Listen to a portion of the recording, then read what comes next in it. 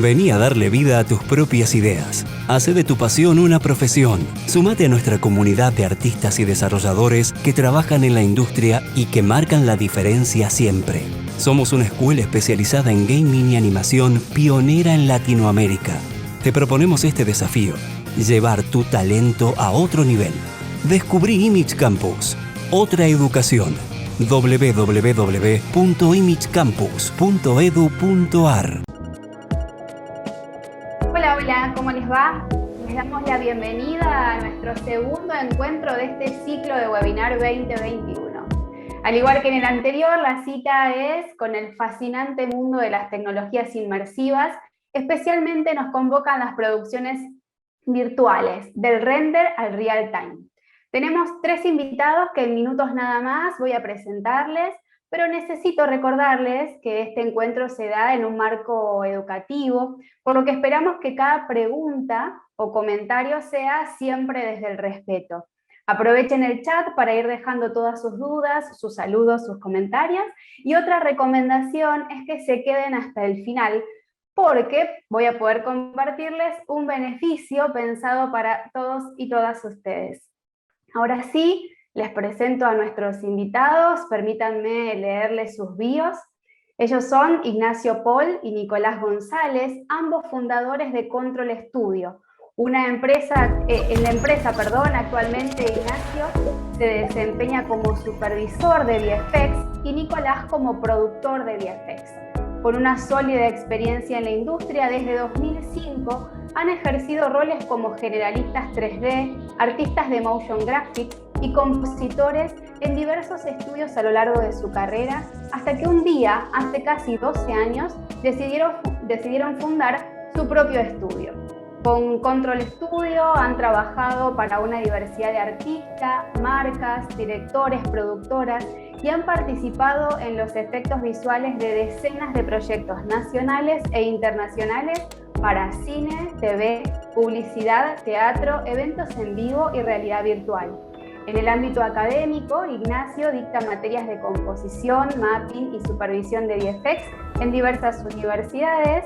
Actualmente juntos investigan y desarrollan nuevas herramientas que combinan efectos visuales con motores real-time.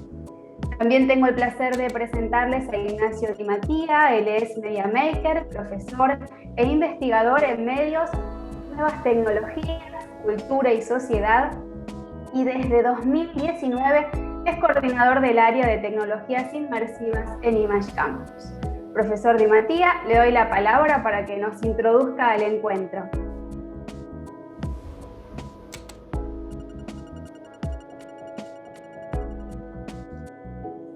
Hola, buenas tardes a todos. Bueno, bienvenidos a este webinar.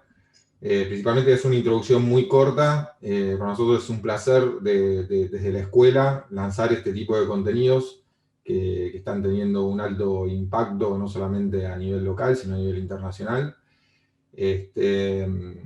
Una de las cosas que me interesaría como introducir en una primera instancia es que esta materia, o por lo menos este trayecto que estamos presentando de alguna manera es un trayecto que está obviamente basado en el concepto de Virtual Production. Como algunos saben o no, Virtual Production es una de las innovaciones más importantes, que desde incluso aquellas innovaciones de cámaras digitales que se dieron al principio, allá a principios fines de los 90, principios de los 2000, está generando como un alto impacto, por lo menos en la producción de contenidos. Se está utilizando para todo tipo de creación de contenido y está cambiando obviamente los procesos de producción para siempre. Esta solución, de alguna manera, o por lo menos este concepto, permite además a los creadores planificar y comunicar ideas creativas de formas completamente nuevas, más intuitivas y mejoradas. Todos estos aspectos, de alguna manera, contribuyen, ¿no?, como a acelerar el crecimiento del mercado de lo que es la generación de contenido y en específico la producción virtual en todo el mundo. Es importante, hay un dato que me parece interesante que lo puedan tener, que por ahí no se sabe mucho y demás, pero digo, el año pasado, en el 2020, se valoró el crecimiento del mercado de la producción virtual en casi $1.400 millones en 2020, y se prevé que para más o menos el 2028 esto crezca a 4.730 millones. Esto es un número importante, por ahí son números específicamente, nada más, pero representa la proyección, obviamente, de un campo que de alguna manera empieza a requerir skills de trabajo, gente especializada, y donde hay empresas, obviamente, que están interesadas en invertir, obviamente, en el desarrollo de este tipo de conceptos, contenidos, y gente que trabaje dentro de estas áreas. Por eso para nosotros como escuelas nos es muy importante poner foco, obviamente, en las nuevas formas de trabajo, en las nuevas, en los nuevos perfiles que se van creando laborales, y es por eso que hemos iniciado, por lo menos hemos decidido diseñar este curso específico vinculado al campo de Virtual Production para la comunidad principalmente habla hispana. Bueno, entonces, de alguna manera, como presentaba Luciana también en la primera instancia, Ignacio y Nicolás son quienes van a llevar adelante el curso, personas muy, por lo menos con alta trayectoria, que bueno, van a saber acompañarlos y acercarle todo lo que hace o todo lo que implica, obviamente, este contenido. Yo de alguna manera le voy a dar la palabra a Ignacio y a Nicolás, para que ellos puedan empezar a explicar un poco de qué va todo este programa que hemos diseñado. Bueno, bienvenido Ignacio, bienvenido Nicolás. Arrancamos. Buenas. Gracias, Ignacio. Buenísimo. ¿Se me escucha bien? Sí, excelente. Buenísimo, excelente, genial. Bueno, nada, acá estamos de manera virtual en este momento con mi socio. Ahí está Nico en otro lugar de la ciudad. ¿Qué tal? Nos conocemos con Nico hace muchísimo tiempo ya. Ahora la idea era justamente arrancar para presentarnos quiénes somos nosotros, para los que no nos conocen, cómo arrancamos, porque estas charlas normalmente sé que hay muchos alumnos que están queriendo siempre arrancar en una productora a trabajar, o no, algunos incluso pensando en irse afuera, pero nosotros en nuestro caso tomamos la decisión de arrancar un estudio propio hace casi 12 años. Ahora vamos a ver un video que dura casi 12 minutos, o sea, 1 minuto por año. Nos costó muchísimo con Nico reducirlo, pero dejamos 1 minuto por año aproximadamente de todos nuestros trabajos. Así que, nada, sin más preámbulo, para que voy a compartir pantalla, así lo vamos viendo. Y les vamos contando un poco de cómo fue nuestro génesis. Avísenme si ven bien ahí. ¿Están viendo algo azul? Ahora sí. Perfecto, bueno, nada, lo voy a dejar corriendo de fondo. Así lo pueden ir viendo. Básicamente, esto es Control Studio. Arrancamos hace muchos años, allá por el, ¿qué fue? 2009 más o menos, ¿no, Nico? Una cosa así. Exactamente, 2009, sí. Y arrancamos, nada, laburando en un estudio juntos, y nos conocimos justamente en otra productora, y después de pegar onda también con un amigo, con un compañero ahí llamado Leo, arrancamos este estudio básicamente de la nada. O sea, no teníamos clientes, no teníamos absolutamente nada como para arrancar, pero nada, nos lanzamos. Lo primero que se hizo fue la imagen, ¿no? De alguna manera el logo se arranca por algún lado. Acá estamos viendo, por ejemplo, un par de nuestros primeros trabajos, que tuvimos la suerte de al instante empezar a hacer mucho laburo de motion graphics y branding, mucho lo que es la identidad para canales de televisión, para Disney, para otras marcas, etc.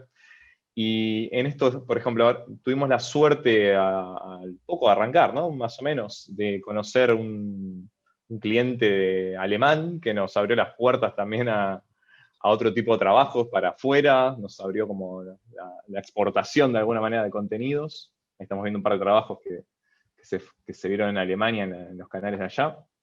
Pero en sí al principio estábamos medio enfocados en lo que era motion graphic. Todavía no teníamos como una visión clara. Por lo menos, no sé vos, Nico, que si ya sabías para dónde querías ir en ese momento.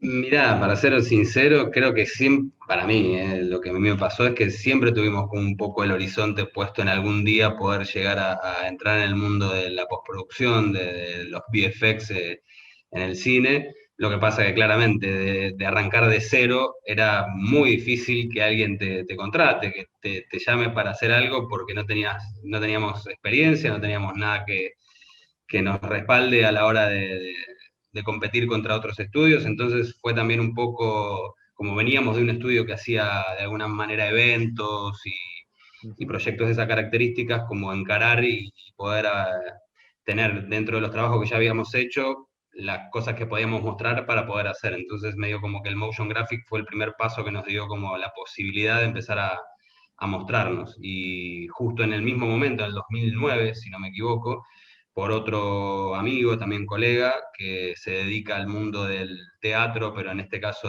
como de la parte de escenarios virtuales del teatro, nos Ahí dio la estamos viendo posibilidad de justo. hacer un primer proyecto que era para los Pimpinela, me acuerdo, Viajamos a donde Mar del también, Plata, que viajamos a Mar del Plata, pero donde todo no. comenzó Sí, sí, también sí. así, ahí de empezar a hacer este tipo de proyectos que también difería muchísimo lo que hacíamos, porque ya no era un motion graphic común, acá se están viendo imágenes donde había que empezar a contemplar un montón de cuestiones que tienen que ver El mapping. con mapeos, Sí, claro, sí, el sí, sí. famoso mapping que también en su momento estaba haciendo medio furor, para Ujú. donde ibas todas las empresas hacían mapping, te mapeaban los edificios, entonces estaba como muy, muy en el auge, así que también nos medio como que nos sumergimos en este mundo del teatro, y con la suerte también de cada día tener proyectos más desafiantes. Acá estamos viendo uno que fue muy, muy, muy grande, fue Franciscus. Sí, Grande me sí, refiero sí. en el sentido de lo complejo, o sea, de tener que mapear un montón de pantallas y generar imágenes completivas, como estamos viendo, que generen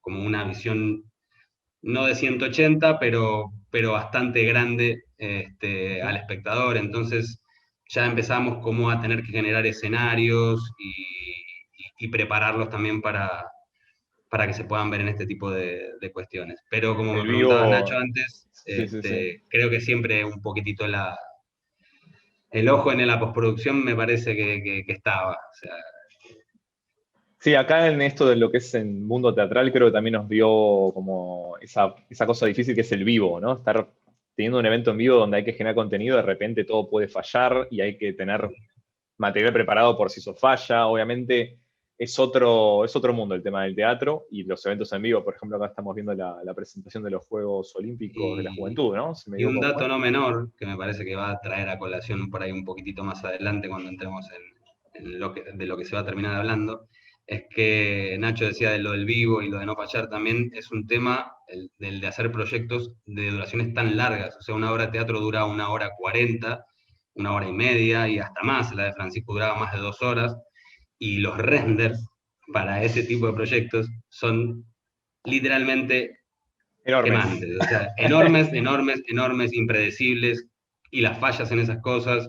Entonces, también medio como que nos metimos en una en la que fuimos aprendiendo también medio como a medida que íbamos Optimizar. avanzando, Sí, optimizar mucho también. y Acá, bueno, optimizar un montón. acá ya estamos viendo otra parte también de lo que es nuestro tipo de trabajo. Acá ya es más referido a personajes. Acá nos asociamos hace unos años con unos amigos barra colegas que se dedican específicamente a la animación y muchos laburos ya los encaramos entre los dos estudios cuando involucra personajes, justamente. Nos metimos justamente en el mundo del motion capture también gracias a este tipo de proyectos, simulaciones, también estamos viendo un poco acá, pero nos abrió ese mundo interesante que es la captura de movimiento y la captura de la performance en sí del actor. En particular en los que trabajamos fueron casi siempre corporal, pero ahora vamos a ver también en la charla que hay otros tipos de captura de movimiento que se están utilizando y se están democratizando cada vez más. Pero la verdad que trabajar con personajes también es otro mundo, es como el tema de la actuación del bicho, ¿no? De alguna manera, que yo siempre le digo a Nico, él estudió teatro, entonces como que siempre me apoyo más en él a ver si el personaje está haciendo su papel de la manera correcta, ¿no? Así que nada, es otra parte también que es interesante abarcar. Acá estamos viendo ya a lo que nos estamos dedicando ya hace varios años, que es VFX y composición para VFX, para publicidades. Arrancamos por publicidades y películas muy independientes, y nada, después fuimos yendo para todos lados. Hoy actualmente estamos laburando para Netflix, por ejemplo, en distintas series, pero lo que es la composición y los efectos visuales en sí, creo que coincido en este sentido también con Nico, que fue como, de alguna manera, donde siempre quizás se quería apuntar, pero no sabíamos cómo llegar, ¿no? Y lentamente fuimos agarrando pequeños trabajos y una cosa fue llevando a la otra y terminamos conociendo gente muy interesante, no sé, a Luis Puenzo, por ejemplo, fue una de las personas que nos abrió también la productora con sus hijos, con Ponzo Hermanos, para empezar a trabajar con ellos en lo que son producciones cinematográficas, justamente, publicidades, como bueno, esto que estamos viendo acá también.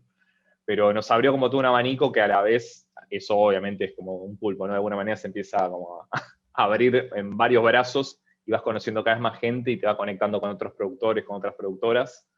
Y nada, los laburos, como se darán cuenta, van variando para todos lados, ¿no? También el tema de la simulación es algo interesante también para analizar el tema de los tiempos, ¿no? O sea, yo recuerdo una simulación de una explosión de una bomba que va a venir ahora en un rato, que nos llevó, no sé, semanas de cálculo de esa explosión y el render no salía, y con Nico en un momento cuando logramos que saliera el render para llegar con el tiempo justo para llegar al deadline, nos abrazamos saltando de alegría porque no podíamos creer que llegamos con el render, ¿no? O sea, siempre en nuestro caso, el render fue un problema, ¿sí? Entonces, Sí, justamente, estas nuevas tecnologías que vamos a ver ahora van a estar solucionando un poco este gran problema que es el render y los requerimientos técnicos, ¿no? También que eso lleva, ¿no? Las horas de render, las computadoras prendidas, etc.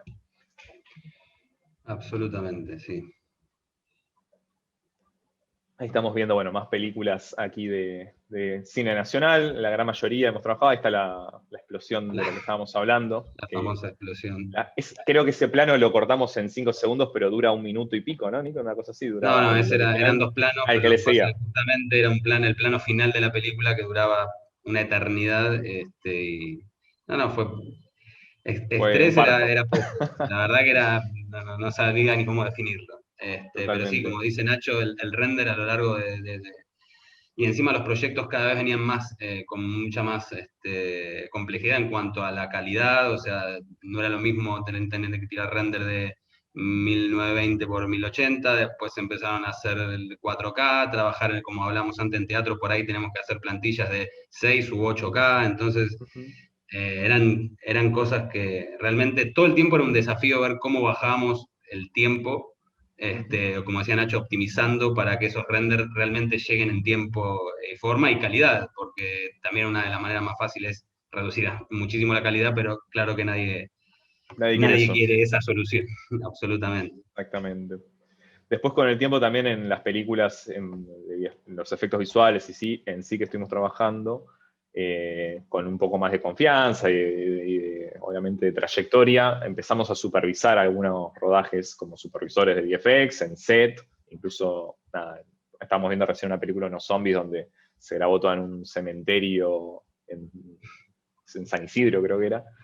Y esa fue una de las, no sé si fue una de las primeras, pero anduvo por ahí de las primeras supervisiones en rodaje en sí que tuvimos que hacer y tratar con todo el equipo técnico alrededor y todas esas cosas interesantes que se generan en un set. Y creo que tanto a Nico como a mí es una de las cosas que también más nos apasiona, estar en el rodaje y no solamente recibir el material ya filmado, porque bueno, ya también hemos tenido tantas experiencias con las cosas mal filmadas justamente que preferimos estar en el set, en el rodaje, para tratar de evitar estos problemas, ¿no? Esto es justamente uno de los roles principales como supervisores de VFX que tratamos de respetar cada vez que vamos a algún tipo de rodaje. Y acá ya estamos viendo al final un par de series donde, eso es otra cosa, ¿no? De repente las películas ya no eran la única fuente de trabajo, y de repente apareció un jugador en la cancha muy importante llamado Netflix y empezó a repartir trabajo para toda Latinoamérica. Y acá, por ejemplo, fue uno de los primeros trabajos también que pudimos ir encarando ya con esta plataforma, y eso te implica un cambio de workflow, un cambio de cabeza, de tiempos, de producción, de orden de archivos, de entrega de archivos. Es como que a veces depende del cliente, te vas profesionalizando cada vez más según el cliente que vas teniendo, ¿no? Eso es un poco, creo, lo que nos fue pasando, que cuando arrancamos hace 12 años, creo que no teníamos, no sé, ni un orden de carpetas definido en dónde iban los archivos, básicamente. Eso, o sea, era un lío trabajar cuando arrancamos, básicamente, y nada, lo fuimos puliendo con el tiempo. Acá estamos viendo un par de simulaciones, ya terminando acá el video, también para películas argentinas, supervisión en set, un par de cosas. Muchas cosas, por ejemplo, esa cabeza que estamos viendo ahí, se hizo un escaneo con un celular directamente en el set, en el rodaje, se escaneó al actor en 5 minutos, en 2 minutos, y ya me fui del rodaje con esa cabeza 3D del actor para después utilizar como objeto para simulaciones. Así que la verdad que no solamente son los avances tecnológicos normales, sino que también estamos muy al tanto de lo que son los celulares, ¿no? O sea, hay toda una movida de que nuestro celular ya es una herramienta más de trabajo que nos va a permitir hacer cosas en el set muchas veces que serían costosísimas con otro tipo de herramientas, ¿no? Para que ahí les comparto. Ahí va. Y nada, es como que se nos convirtió en una herramienta más. Pero bien, a ver, ¿algo más que quieras comentar, Nico, de nuestra historia? No, creo que está bastante bien y un buen resumen, la verdad. Buenísimo, buenísimo. Bien, nada, todo esto básicamente lo mostrábamos más no para hacernos autobombo, ¿no? Sino para mostrar justamente que después de 12 años pasamos por tanta diversidad de proyectos tan distintos entre sí, de plataformas tan distintas, que la verdad que nos abrió mucho la cabeza, no estar laburando solo en el gueto del cine y hacer VFX y cosas muy específicas. Y esta multiplicidad de proyectos nos enseñó muchísimo. Y muchas cosas en lo que es en el vivo, muchas cosas en lo que es en el set. Y eso de alguna manera cuando empezó a aparecer este jugador nuevo en la cancha, que se llama Unreal, nos llamó mucho la atención porque de repente había cosas que ya se estaban empezando a resolver de otra manera. Empezamos a ver muchos demos de cosas que no podíamos creer que eso estuviera corriendo en tiempo real. Y nos empezamos a introducir lentamente, hace un par de años, no mucho, creo que fue la primera vez que instalamos el Unreal hace unos años, y lo abrimos y no se entendía nada, ¿viste? Y es como un mundo totalmente distinto, porque es un software de videojuegos y cuesta un poco entenderlo al principio, pero con los años realmente Epic se fue dando cuenta de que esto daba para mucho, específicamente para el lado de lo que es cine, publicidad, y lo fue tuneando de alguna manera o fue preparando la herramienta para que sea cada vez más simple para un artista que viene del lado del cine o de la televisión. Así que eso es un poco lo que les voy a estar comentando ahora. A ver, déjenme que voy a compartir aquí una pantalla nuevamente. Así empezamos a hablar específicamente de lo que nos trae aquí a... Ahí estamos. Bien, paren que... Bien, ahí están viendo mi pantalla, ¿verdad? ¿Estamos bien? Sí. Genial, buenísimo. Bueno, básicamente esta charla la llamamos del render a real time justamente por eso, porque este problema que siempre fue el render lentamente se está solucionando con lo que son estas herramientas y motores de videojuegos real time, que ahora vamos a hablar un poco de las particularidades, los pros y los contras, pero específicamente en Image hace ya creo que un año más o menos, ya en breve ya se va a cumplir casi un año de que empezamos a charlar sobre la creación en sí de un curso que ahora arranca a fin de mes, por suerte.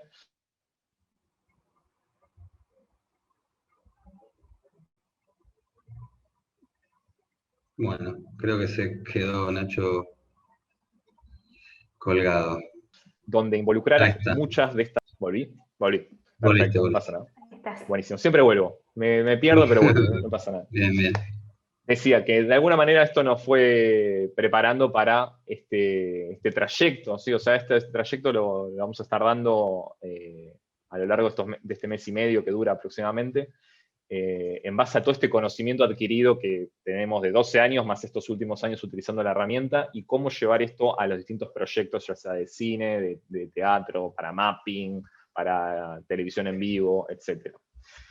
Lo principal que me parece importante quizás aclarar es por qué es necesario un curso así. Esto lo charlamos con Ignacio también Di Mattía, de por qué es necesario en este momento empezar a plantear la Virtual Production. Bueno, básicamente la Virtual Production es de lo que está hablando todo el mundo desde hace por lo menos un año y medio, ¿sí? Pero nadie sabe del todo realmente bien a veces qué es, qué incluye, qué no incluye. Y justamente esta imagen que estamos viendo ahí de por qué es necesario un curso así, la elegí adrede porque cuando uno busca en lo que es, por ejemplo, en Bato o algún tipo de buscador y busca imágenes de Virtual Production, algo que tuve que hacer obviamente para esta charla, aparecen cualquier cosa, ¿sí? Entonces hay como una especie de están muy dispersos los conceptos. Para mí es importante también este curso para aclarar esos conceptos y empezar a ponerle un nombre a cada cosa, ¿sí? Porque la verdad que hay muchas maneras de utilizar la Virtual Production y no es algo que es de hace un año y medio. O sea, vamos a ver justamente en breve la evolución donde Esto hace años que ya se viene trayendo y de a poco incorporando, ¿sí? Pero principalmente una de las cosas importantes de este curso va a ser aclarar conceptos, ¿sí? O sea, qué es no sé, qué es una captura, cuándo es con pantalla de LED, cuándo es con croma, cómo se llama eso, si el motion capture también es o no es virtual production, etc. Aparte de aclarar conceptos, también una cosa importante que sentimos y mucho es que uno busca tutoriales en YouTube, que es una de las maneras válidas de aprender hoy en día casi todo, y hay también una dispersidad de tutoriales, o sea, es impresionante la cantidad de tutoriales totalmente distintos que hay entre sí, y es muy difícil tener un orden cronológico de cómo conviene arrancar y por dónde ir. O sea, uno quiera entrar en este hermoso mundo de Virtual Production y es muy difícil encontrar un curso que nuclee desde el principio hasta final, pasando por toda la herramienta, inclusive aprendiendo a usar Unreal en ciertas cosas básicas, porque muchos de estos cursos o tutoriales que se encuentran ya necesitan un requerimiento, ¿viste?, avanzado o son para algo muy específico. Entonces, una de las ideas justamente de este curso es nuclear este contenido, esta diversidad de información en un solo lugar, ¿sí? Eso llevó meses justamente de armado de este curso por esas razones. Otra cosa es también hablarlo en nuestro idioma, ¿no? Estamos hablando español, hay un montón de recursos en inglés, pero no todo el mundo habla en inglés. Me parecía también importante hacer un curso en nuestro idioma que llegue a distintos lugares de Latinoamérica, España y todos los hispanohablantes que se quieran anotar, obviamente, que estén interesados en aprender esto y que quizás les cueste muchísimo más aprender otra cosa, esto mismo, perdón, en otro idioma, como el inglés, ¿sí? Así que esa es otra de las razones que nos parecía importante. Una tercera razón, que es quizás la más importante, es que están surgiendo nuevos puestos laborales, ¿sí? Nuevos roles, inclusive. O sea, ahí enumeré un par, como Virtual Production Supervisor, Virtual Production Technical Director, Virtual Production Engineer, Virtual Production Stage Technician, etcétera, etcétera, etcétera. Son todos roles que no existían hace 2 años. Y esto obviamente genera nuevos puestos y hay que llenar esos puestos. Y no hay mucha gente que esté capacitada realmente para poder ser un Virtual Production TD, ¿no? Por ejemplo, ahí tenés que tener una experiencia importante y tenés que saber de qué estamos hablando específicamente en la parte técnica, que es donde siento que hay un poco más de como un agujero negro a veces, ¿no? Como que hay muchos tutoriales hermosos de Unreal, de cosas de cómo hacer una luz y todo muy bonito, pero de repente cuando tenés que conectar la cámara con el celular, con el sensor HTC y qué sé yo, y es un lío, no es tan simple y no hay muchos tutoriales que realmente expliquen eso. Justamente este curso viene a traer la parte artística y la parte técnica y tratar de hacer una buena mezcla entre ambos.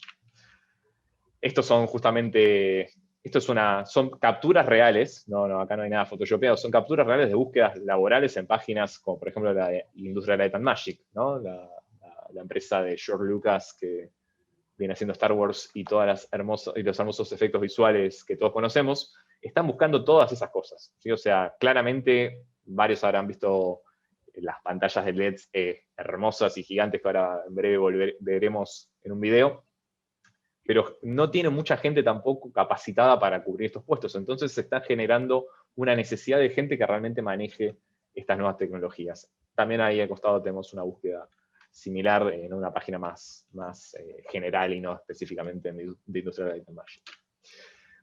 ¿Por qué usar Unreal? Esa es otra de las preguntas que nos hicimos al momento de hacer esto, porque no es la única herramienta. Yo, de hecho, hace muchos años había empezado con Unity, que es como la competencia directa de Unreal, pero hay otros motores de render y hay otras aplicaciones que son nada que ver con videojuegos, que son justamente para generar contenido real time también. Pero, ¿por qué usar Unreal en este curso? Bueno, básicamente primero porque es gratis, ¿sí? O sea, creo que a todos nos gusta lo gratis, desde ya. Pero también hay cuestiones más específicas y más importantes, como, bueno, por ejemplo, si uno es desarrollador, Epic te da acceso a todo su código fuente en C++, o sea, podrías reescribir el motor entero si quisieras para customizarlo para algo tuyo en particular, como hacen varias empresas que hacen una especie de copia del Unreal para agregarle ciertas funcionalidades y te venden el producto de esa manera, una cosa medio nueva y extraña quizás para vender un producto, pero se está vendiendo varios software de esa manera. También porque apenas instalás el Unreal, ya tenés un montón de templates que abarca también una diversidad enorme de distintos tipos de proyectos, ¿sí? Ahora después vamos a ir hablando los distintos tipos de proyectos que vamos a encarar en este curso, pero cuando uno instala Unreal desde cero, la verdad que los templates son muy útiles para cuando uno no sabe manejar bien la herramienta.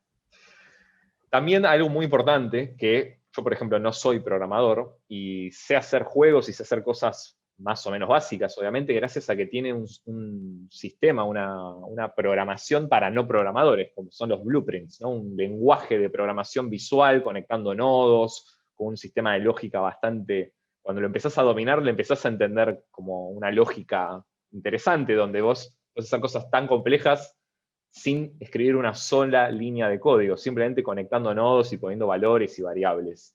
Así que la verdad que eso es otra gran ventaja que tiene también Unreal en comparación quizás a otros softwares. También, bueno, tiene un amplio abanico de herramientas nativas y plugins, esto es quizás el que más tiene justamente. Herramientas nativas que apenas instala el software y ya estás usando un desarrollo que, por ejemplo, cuando se hizo el Rey León, tuvieron que hacerlo, el Rey León, la nueva película, ¿no? Obviamente estoy hablando de la toda 3D, que se hizo en Unity, vale aclarar. Tuvieron que desarrollar una cantidad de herramientas que no existían para esa película, que hoy en día instalás el Unreal y ya tenés las mismas herramientas, lo cual es una cosa, o sea, que no me entra en la cabeza como ese desarrollo de millones de dólares que tuvieron que hacer para una película como El Rey León, de repente ahora lo tenés vos para descargar de una manera gratuita. ¿Sí? Eso es algo también a tener en cuenta, y la diversidad de plugins que hay obviamente para conectar a Unreal es impresionante. También, bueno, pues una excelente documentación, tanto oficial como en foros. Eso es fundamental para cuando estás aprendiendo y te trabaste con algo y de repente el blueprint no te anda y te tira error o lo que sea. Es fundamental tener un lugar a donde recurrir, googlear ahí, tiki, llegás a un foro y siempre hay alguien que te responde. Normalmente, incluso la documentación propia de la herramienta es muy completa, tiene muchos ejemplos, es muy visual. La verdad que es muy pensada justamente para el que recién arranca muchas veces. También, bueno, tiene un marketplace, que es básicamente el lugar donde se compran proyectos u objetos o cierto tipo de blueprints, inclusive puedes comprar, muy completo, ¿sí? Es muy posible que lo que estés buscando ya alguien lo está poniendo a la venta, y eso a veces para un proyecto que tiene, por ejemplo, muy poco tiempo de realización, es fundamental, porque es necesario a veces comprar cosas para optimizar los tiempos de producción. Entonces, el marketplace en sí, la verdad que es uno de los más completos que he visto.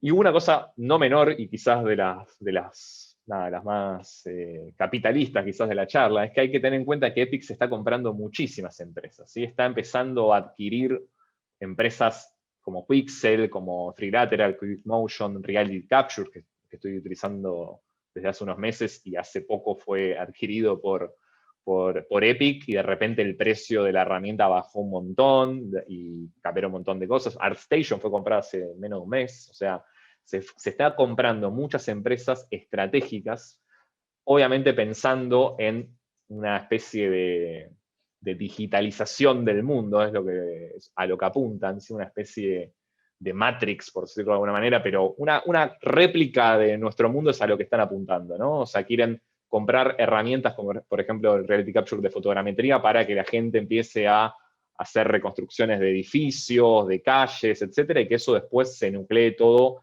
en la mismísima herramienta de Unreal, ¿sí? Lo mismo con lo que son los de Trilateral o QMotion, que son empresas que adquirieron justamente para hacer los MetaHumans, que calculo que alguno ya conocerá, donde nos dan a nosotros, los usuarios, una herramienta avanzadísima, un rigging, como se le llama a los huesos que se le hace a un personaje para moverse, muy avanzado, con una calidad bastante hiperrealista, caras que se pueden customizar, y todo eso es gracias a que fueron adquiriendo estas empresas, y obviamente las adquieren para ponerlas a uso, ¿no? de nosotros, que le vamos a estar sacando el máximo jugo posible. Quixel es otra de esas empresas importantísimas que fueron comprando en estos tiempos, donde tiene también una librería de assets escaneados directamente de la vida real, qué difícil esa palabra, fotogrametriaron, no importa, todos me entienden, me parece.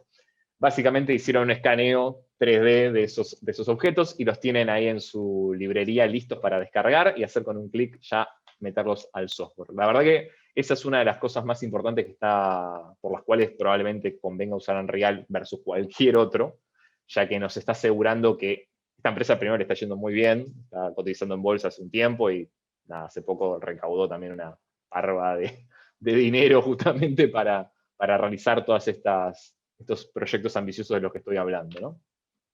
Pero bueno, sigamos adelante. Antes de meternos exactamente en las cosas que vamos a ver en este curso, me parece importante hacer una mínima reseña histórica, ¿no? Y contar un poco cómo fue la evolución de la producción virtual. Porque quizás no todos estén al tanto de cómo es que se están dando los avances en sí. Básicamente acá estamos viendo, vamos a ver, ahora sí estamos viendo, cómo las tres ramas que ahora les voy a contar se van a nuclear en lo que es la virtual production. La primera rama es justamente el cine, ¿sí? O sea, el cine, como estamos viendo acá en este timeline, arrancó más o menos en 1895, fue dando pequeños avances con el cine sonoro, luego el cine a color, que estuvieron bastante cercanos ahí a fines de la década del 20. Recién en la década del 50 podemos hablar de lo que es televisión y transmisión a color, ¿sí? O sea, había habido un par de experimentos y todo previamente, pero recién se empieza a estandarizar en el mundo, mejor dicho, en los países más avanzados, se empieza a transmitir a color, ¿sí? En otros países llegó un poco más tarde, obviamente. Y recién damos un salto importante en la década del 90, después de eso, ¿sí? Con lo que fue el inicio del cine digital. A partir de la década del 90 se empieza a cambiar este paradigma de lo analógico, ¿no? Y pasar a formatos digitales y se empiezan a escanear justamente los negativos, se empiezan a hacer correcciones de color en una computadora, cosa que antes no se podía hacer más que en un laboratorio. O sea, la corrección de color era otra cosa totalmente más artesanal, ¿no? Y ahí empiezan las primeras composiciones también, ¿no? Porque la verdad que hacer una composición digital era imposible si no tenías ni siquiera ni computadoras ni el material escaneado en la computadora. Obviamente había composiciones, pero analógicas también a partir de laboratorio, ¿sí? Pero del revelado específicamente. Pero básicamente recién en la década del 90 es donde empieza a haber este auge, este boom de las nuevas tecnologías digitales y se empiezan a cada vez más lentamente empezar a utilizar cámaras de video para reemplazar a la vieja cámara de cine que grababa en un negativo, ¿sí? Damos un salto hasta el 2010, donde ya la mayoría de los proyectores digitales en lo que es el mundo, estamos hablando acá, la gran mayoría de los proyectores de los cines, específicamente, ya son digitales, ¿sí? Esto lo comento porque anteriormente a que sean digitales, todavía tenían que traer el negativo, el rollo, y proyectarlo con el rollo antiguo, y por más que la película sea Star Wars el episodio 3, tenían que hacer una copia negativo y proyectarlo de manera analógica, ¿sí? Entonces, recién en 2010 es donde se dio esta especie de mayoría o compra masiva, si quieren verlo de esa manera, de proyectores digitales en las salas de cine. Así que ahí recién estamos hablando de que, bueno, realmente ya el salto a 2020 es donde estamos ahora, pero ya estamos hablando donde claramente todo lo que estamos viendo en la pantalla y todo lo que es el cine en particular ya es casi todo hecho de manera digital. Otra rama importante son los videojuegos. Para comprender la virtual production hay que entender también un poco la evolución de los videojuegos, que va muy de la mano. Y si vemos un poco este timeline que estamos viendo acá, podemos arrancar por el primer videojuego que se llamaba Tennis for Two o Tenis para Dos, que era muy básico, ¿sí? Era anterior al Pong, como se estarán dando cuenta. El Pong fue obviamente uno de los más conocidos ahí de la década del 70 y le dio como toda una especie de boom a lo que eran los arcades. Luego con los Space Invaders obviamente se empiezan a masificar, ¿no? Estos lugares donde uno iba a jugar a los fichines, como le decimos acá. Y luego, bueno, obviamente el Pac-Man, el Super Mario, juegos que probablemente los que tenemos más de 30 por lo menos hemos jugado en algún momento de nuestras vidas, ¿sí? Y si analizamos un poco este timeline, lo que nos da a entender también es que hay una evolución muy rápida, ¿sí? O sea, fíjense, bueno, Wolfenstein 3D es uno de los primeros juegos que involucraba un giro o cámaras 3D, ¿sí? Hecho de una manera medio mentirosa, pero era como esa sensación de cámara 3D, ¿sí? De primera persona que podía ir paneando y moviéndose, etc. Después, bueno, hay un salto obviamente con el Quake, con el Grand Theft Auto, lo puse ahí como para mostrar las gráficas de Grand Theft Auto, que me cansé de jugarlo cuando era más pibe, que era bastante básico y una gráfica bastante simple. Lo digo porque obviamente los que están conociendo las nuevas versiones de Grand Theft Auto es una buena referencia para justamente hablar de calidad, ¿no? de videojuegos. Pero recién en la década del 90, ahí 1998, es donde arranca Unreal. ¿Sí? Unreal era un juego que obviamente utilizaba el mismísimo motor de render que vamos a estar utilizando para hacer el curso y vamos a hacer muchas cosas con él. Pero en este momento era un juego llamado Unreal y es del 98. Counter-Strike, Max Payne, obviamente juegos que también han marcado mucho a mi generación, probablemente, no lo sé. Y lo que son los gráficos en sí, se empiezan a notar una clara tendencia hacia el hiperrealismo, ¿no? O sea, ya estamos hablando, por ejemplo, de 2007 del juego Crysis, que tuvo unos gráficos que me acuerdo que eran impresionantes para la época, GTA V, lo mismo, ¿sí? Y la verdad que lo que se va notando en esto es cómo las placas de video cada vez pueden procesar mucha más cantidad de información. Justamente esta rama paralela la muestro para dar a entender cómo las placas de video, los GPU, como se los conoce también, fueron evolucionando a la par de los CPU, ¿no? Y hoy en día hay muchísimos procesos que ya conviene hacerlos directamente con la placa de video y no con el CPU. Y una de esas causas, obviamente, fueron el avance en los videojuegos y lo bien que les iba a ciertos videojuegos, ¿no? En las ventas masivas de ciertos juegos que hacían empresas millonarias, básicamente, y invertían en tecnología, en mejorar, en optimizar los gráficos, etc. Nada, y llegamos obviamente a un 2017, si quieren lo podemos traer al presente, donde aparece Fortnite, que es como la empresa, el videojuego emblema últimamente de Epic, que es con el que llenó sus arcas de oro y está pudiendo comprar gracias a este juego que fue masivo, claramente un montón de usuarios jugándolo al mismo tiempo. Llenó sus arcas de oro, como decía recién, y empezó a comprarse un montón de empresas, a invertir de una manera bastante inteligente estas ganancias, y se está metiendo justamente ahora en lo que es los eventos en vivo, y lo que es el cine y los VFX en particular, justamente gracias a las ganancias que le generó un poco este videojuego. La tercera rama que es importante entender es justamente los celulares, ¿no? La evolución de las tecnologías móviles. Cuando teníamos el 1G solamente podíamos transmitir voz, cuando teníamos 2G podíamos transmitir también texto, aparte de hablar, ¿no? El 1G es como la función con la que la función con la que se inventó originalmente el teléfono de alguna manera. El 2G, bueno, obviamente como decía, trae el texto. El 3G ya trae los datos, ¿no? Nos permite obviamente conectarnos a internet desde ya. Y con el 4G ya estamos pudiendo transmitir un video, un streaming en vivo, ¿sí? Desde cualquier lugar del mundo, una persona lo puede estar viendo desde su celular, ¿sí? Y con el 5G, obviamente, se va a dar un salto poco más avanzado, que es que nos va a permitir incorporar ciertos formatos 3D y contenidos real time para que nuestro propio celular lo esté descargando en tiempo real y procesando, ¿sí? Y sea una mayor interactividad en esta transmisión de datos también, que va a ser importante para, justamente para utilizar este avance para lo que es la Virtual Production en sí. Estas tres ramas, como les decía, nos van a dar un poco lo que estamos hablando hoy en día de la Virtual Production, ¿sí? Es el sumum de las tres cosas. ¿Qué es la Virtual Production? Estuvimos hablando un montón, pero la verdad que todavía no lo definimos, ¿no? O sea, está bueno encontrar una definición para orientarnos, ya que justamente una de las cosas que decía al principio de la charla es que hay una confusión muchas veces con el término. Una definición podría ser que básicamente la Virtual Production es un término general para referirse a una variedad muy amplia de métodos digitales orientados a la producción y visualización de contenidos en tiempo real. Y cuando digo justamente variedad muy amplia es porque realmente es muy amplia. O sea, hay un montón de distintos métodos y distintas técnicas que se pueden considerar justamente Virtual Production. Y que incluso no se las conocía como Virtual Production, pero que hoy en día ya están dentro de esta definición, ¿sí? Se suelen combinar tecnologías de realidad virtual y realidad aumentada justamente con gráficos generados en motores de videojuegos. Es fundamental también entender que todo esto pasa por lo real time, ¿sí? La previsualización, la captura de movimiento, las cámaras virtuales y la composición real time son técnicas de producción virtual que están revolucionando la forma de hacer películas, series, televisión, eventos y todo tipo de contenidos, que es lo que justamente nos trae aquí. Una definición muy graciosa que me pareció interesante remarcarla es la de Robert Zemeckis, el director de Volver al Futuro, que está utilizando esta tecnología en ya varias de sus últimas películas, que para él, ¿qué es la Virtual Production? Y para él es un teclado muy desarrollado al que le introducís datos y obtenés una película fotorrealista.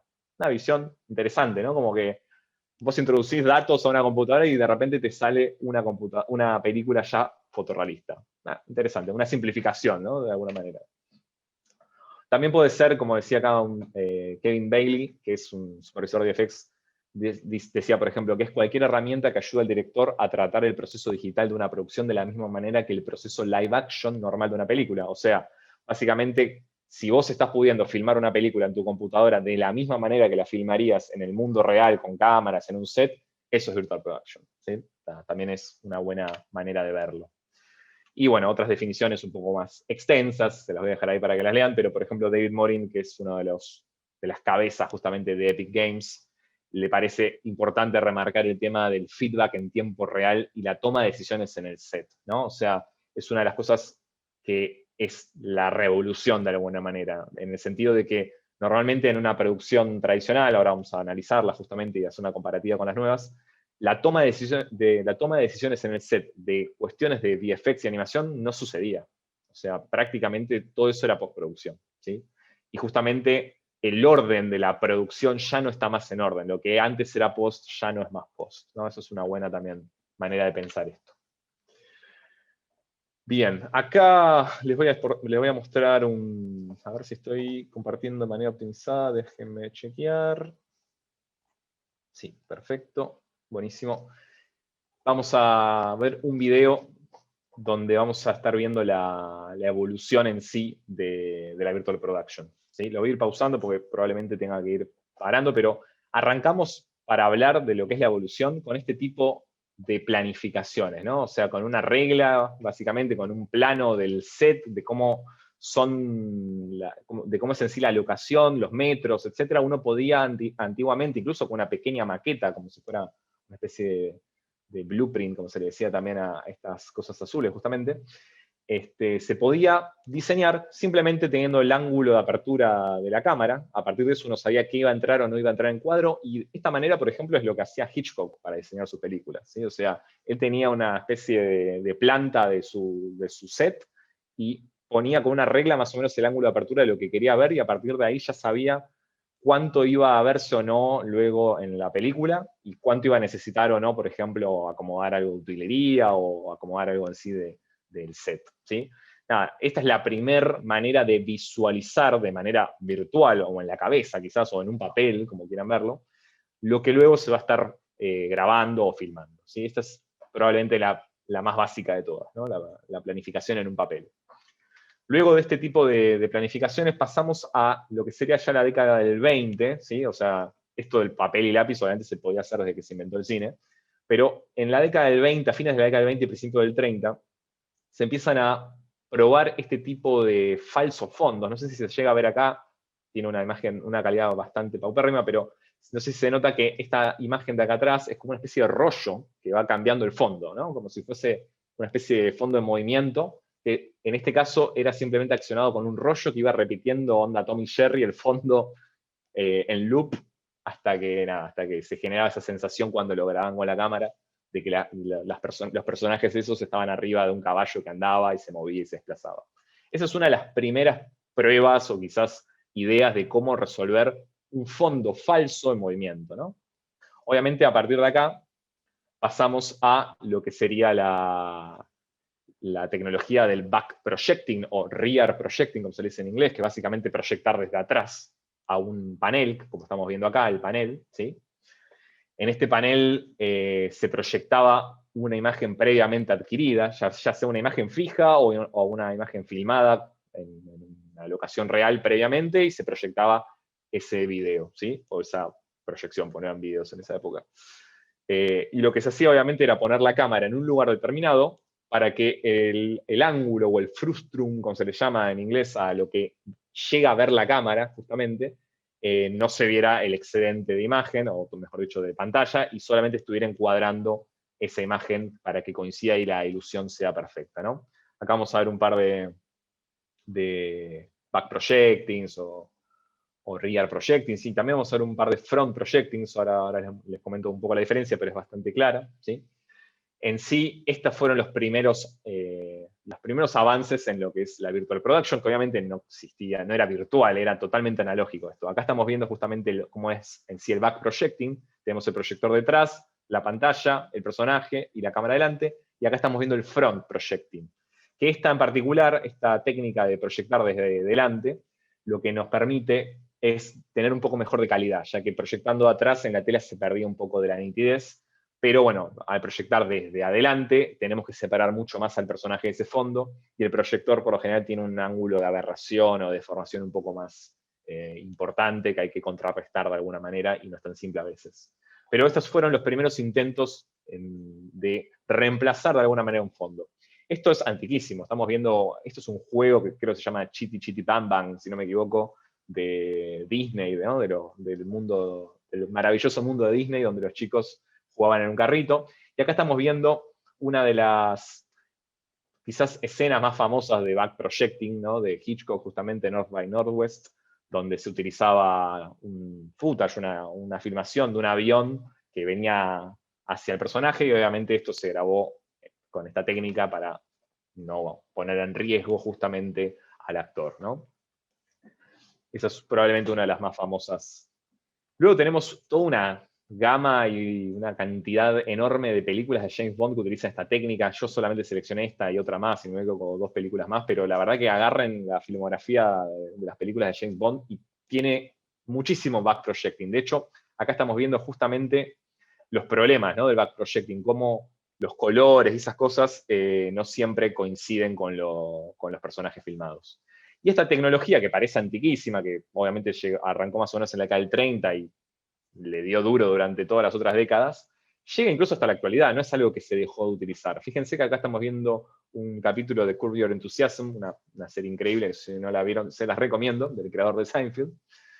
Y estamos viajando en un autobús en Los Ángeles, y justamente la idea es la misma. O sea, acá estamos viendo el back projecting, la misma tecnología que en 1930, la misma idea, similar, lo estamos viendo en 2017, si no me equivoco, es este capítulo. Así que no es algo que desapareció, sino que se fue amoldando y en algunos casos se fue mejorando o reemplazando por pantallas de LEDs, ¿sí? Pero es como que se fue mejorando con el tiempo. Ahí estamos viendo justo un auto con el que se graba normalmente este tipo de contenido para después ser proyectado, ¿no? Que tiene un montón de camaritas alrededor. Acá vamos a dar un salto ya a lo que es la otra parte importante de la Virtual Production, que es justamente las imágenes hechas por computadora. Para que no les suene, Ed Catmull básicamente es el padre, el creador de Pixar, ¿sí? Y Ed Catmull fue el investigador o la persona que en la Universidad de Utah, si no me equivoco, fueron, junto con esa persona que es Fred Parker, si no me equivoco, desarrollaron la primera animación 3D, ¿sí? Y la primera animación 3D incluye varias cosas que vamos a ver acá, no solamente títulos 3D, ¿sí? Que esto se hacía en una computadora antiquísima, sino manos, y manos animadas en 3D. Y no cualquier mano, esta era la mano, acá estamos viendo el concepto de wireframe, ¿sí? De cableado, de cable, como dicen muchos, donde esa mano en particular fue escaneada en base a un molde de su propia mano y fue pasada a polígonos en el mundo real, y a partir de un escáner fueron escaneando, como si le dijera, trazando cada uno de esos polígonos y se iban dibujando en una computadora. Y también fueron los creadores del primer personaje digital, como estaban viendo ahí. En particular, acá estamos viendo ya lo que sería el mundo de los animatics o de los previs, sí, que vamos a hacer una pequeña distinción en breve, pero en particular son videos, que estos son ya, si no me equivoco, fines de la década de 70, principios de los 80, que se hacían para ver cómo se podía llegar a grabar algo, ¿no? Y justamente uno de los precursores en esto fue George Lucas. Acá estamos viendo cómo George Lucas directamente agarraba imágenes de la Segunda Guerra Mundial, las editaba, y a partir de ahí planificaba sus tomas de naves espaciales. Fíjense que los movimientos son idénticos, porque usaba tomas reales como animatic, ¿no? Como referencia. E incluso llegó a mezclar dibujos animados y muñecos, como estamos viendo ahí, muñecos con unos cables, para realizar unas pequeñas previsualizaciones de cómo podría llegar a filmarse después bien la toma, ¿no? Esto es lo que normalmente se conoce como previs, ¿sí? Y es muy útil al momento de tener una película con muchos efectos visuales, justamente porque nos permite ir a lo seguro y planificar bien el efecto. Acá estamos viendo una técnica que se utilizó en Titanic, justamente con una lipstick camera, que son unas camaritas chiquititas que se conectan con un cable a un televisor, y James Cameron en sí las utilizaba justamente para hacer encuadres y a partir de esos encuadres realizar storyboards, ¿sí? O sea, sacaba una imagen de ese encuadre con una maqueta real construida del barco, y a partir de ahí generaron storyboards, como estarán viendo ahí. Luego vamos a otro gran salto, esto ya estamos hablando de la década de los 90, ¿sí? Donde de repente ya se estaba digitalizando, ¿no? El tema de las películas, y se empezaron a ver cosas que eran imposible casi de realizar, que esto calculo que, no sé si mucha gente lo vio, pero es la prueba, el test del bullet time de Matrix, ¿sí? O sea, acá vamos a ver la primera prueba para ver si se podía hacer o no congelar el tiempo y girar alrededor de un ser humano filmado, y aparte agregarle objetos en 3D, como estábamos viendo esa explosión y esto. Este es un poco un tech-vis, sería en este caso, ya que en vez de previsualizar cómo quedaría la toma, lo que se previsualizaba era cómo se iba a filmar luego en el rodaje. Entonces ahí ya estamos hablando de lo que es un tech-vis en sí, ¿no? Es otro tipo de previsualización que normalmente lleva mucho trabajo, se hace en un software tradicional de 3D, y lo que importa en este caso es dónde estarían las cámaras posicionadas, el ángulo, el lente, etc. De esta manera se pudo justamente filmar o realizar en sí el famoso efecto bullet time de Matrix, gracias a una gran previsualización, una gran planificación, ¿sí? Técnica en particular, de cómo se tendrían que poner en el rodaje. Fíjense que son todas cámaras analógicas, o sea, ahí teníamos una cámara de cine real, ¿sí? Y a partir de eso se pudo justamente hacer este maravilloso efecto que la verdad que marcó un poco un antes y un después en lo que son los efectos visuales. Luego de lo que es en sí la saga Matrix, acá estamos viendo ya lo que es un previs un poco más avanzado, ya hecho como una pequeña animación en baja calidad, ¿sí? De 3D, ¿sí? De lo que era Star Wars, ¿sí? Los episodios 1, 2 y 3, en pocas palabras. Se empezaron a previsualizar la película casi entera, no entera, pero muchas escenas, ¿sí? O sea, no la totalidad 100%, pero muchísimas escenas de acción se previsualizaban primero en 3D, donde se ponía la cámara, etcétera, para que George Lucas a partir de ahí decidiera cómo luego filmar en sí esa escena. Entonces se hizo un gran trabajo de previsualización previo al rodaje.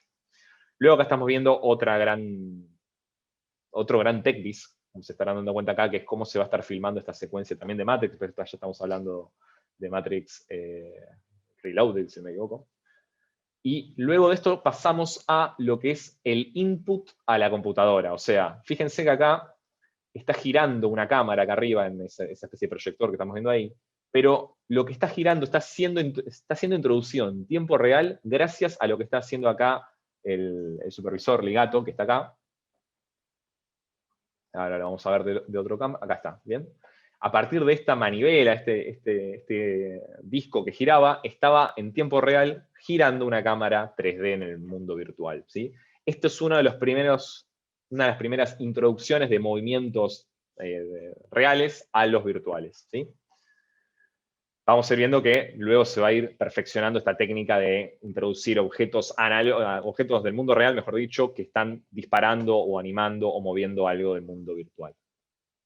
Acá estábamos viendo que eso se realizó para una miniatura.